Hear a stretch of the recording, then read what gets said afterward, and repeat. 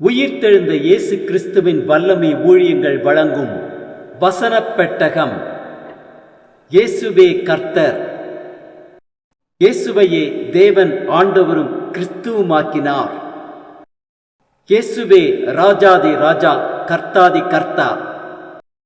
கிறிஸ்துவே மரித்தோர் மேலும் ஜீவனுள்ளோர் மேலும் ஆண்டவர். கிறிஸ்துவே போதகரும் ஆண்டவருமாயிருக்கிறார். வசனப் பெட்டகத்தின் இன்றைய தின கருப்பொருள் தாழ்மை. தாழ்மை தாழ்மை தாழ்மை தாழ்மைக்கும் கர்த்தருக்கு பயப்படுதலுக்கும் வரும் பலன் ஐஸ்வர்யமும் மகிமையும் ஜீவனுமாம். தாழ்மையை குறித்ததான வேத வசனங்களை பார்க்கலாம். எபேசியர் 4:2-3 வாசிக்கிறோம். மிகுந்த மனத்தாழ்மையும் சாந்தமும் நீடிய பொறுமையும் உடையவர்களாய் அன்பினால் ஒருவரை ஒருவர் தாங்கி சமாதான கட்டினால் ஆவியின் ஒருமையை காத்துக் கொள்வதற்கு ஜாக்கிரதையாயிருங்கள். யாக்கோபு 4:6 வாசிக்கிறோம். அவர் அதிகமான கிருபையை அளிக்கிறாரே, ஆதலால் தேவன் பெருமை உள்ளவர்களுக்கு எதிர்த்து நிற்கிறார், தாழ்மை உள்ளவர்களுக்கோ கிருபை அளிக்கிறார். யாக்கோபு 4:10 வாசிக்கிறோம். கர்த்தருக்கு முன்பாக தாழ்மைப்படுங்கள், அப்பொழுது அவர் உங்களை உயர்த்துவார். 1 பேதுரு 5:5 வாசிக்கிறோம். இளைஞரே, மூப்பருக்கு கீழ்ப்படியுங்கள், நீங்கள் எல்லாரும் ஒருவருக்கொருவர் கீழ்ப்படிந்து மனத்தாழ்மையை அணிந்து கொள்ளுங்கள். பெருமை உள்ளவர்களுக்கு தேவன் எதிர்த்து நிற்கிறார், தாழ்மை உள்ளவர்களுக்கோ கிருபை அளிக்கிறார். 2 நாளாகமம் 7:14 வாசிக்கிறோம். என் நாமம் தரிக்கப்பட்ட என் ஜனங்கள் தங்களை தாழ்த்தி ஜெபம் பண்ணி என் முகத்தை தேடி தங்கள் பொல்லாத வழிகளை விட்டு திரும்பினால், அப்பொழுது பரலோகத்தில் இருக்கிற நான் கேட்டு அவர்கள் பாவத்தை மன்னித்து அவர்கள் தேசத்துக்கு சேமத்தை கொடுப்பேன். லூக்கா 14:11 வாசிக்கிறோம். தன்னைத்தான் உயர்த்துகிறவன் எவனும் தாழ்த்தப்படுவான், தன்னைத்தான் தாழ்த்துகிறவன் உயர்த்தப்படுவான். மீகா 6:8 வாசிக்கிறோம்.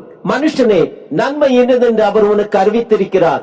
நியாயம் செய்து இரக்கத்தை சிநேகித்து உன் தேவனுக்கு முன்பாக மனத்தாழ்மையாய் நடப்பதே அல்லாமல் வேற எண்ணத்தை கர்த்தர் உன்னிடத்தில் கேட்கிறார்.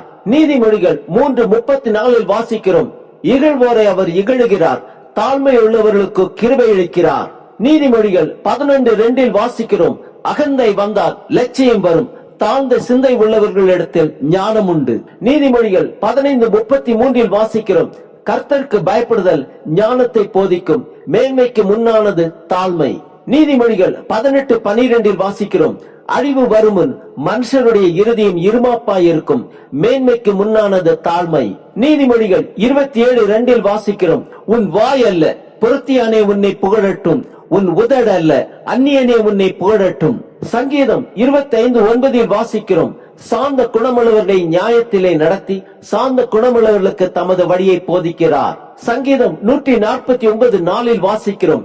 கர்த்தர் தம்முடைய ஜனத்தின் மேல் பிரியம் வைக்கிறார், சாந்த குணமுள்ளவர்களை ரட்சிப்பினால் அலங்கரிப்பார். ரோமர் 12:3 வாசிக்கிறோம். உங்களில் எவனாகிலும் தன்னை குறித்து எண்ண வேண்டியதற்கு மிஞ்சி எண்ணாமல் அவனவனுக்கு தேவன் பகிர்ந்த விசுவாச அளவின்படியே தெளிந்த எண்ணமுள்ளவனாய் எண்ண வேண்டும். ரோமர் 12:16 வாசிக்கிறோம்.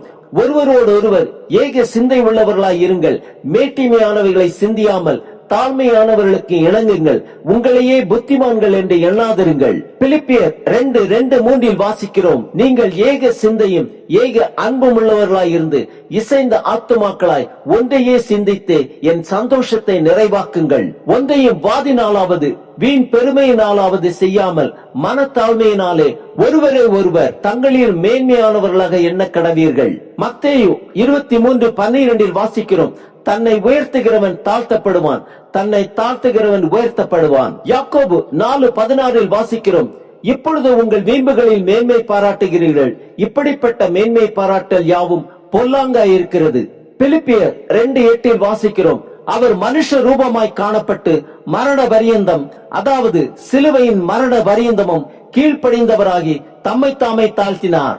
ஆம், நம்மை நாமே தாழ்த்துவோம், கர்த்தருக்கு பயந்து நடப்போம், அதன் பலனாக ஐஸ்வர்யமும் மகிமையும் ஜீவனையும் பெற்றுக் கொள்வோம்.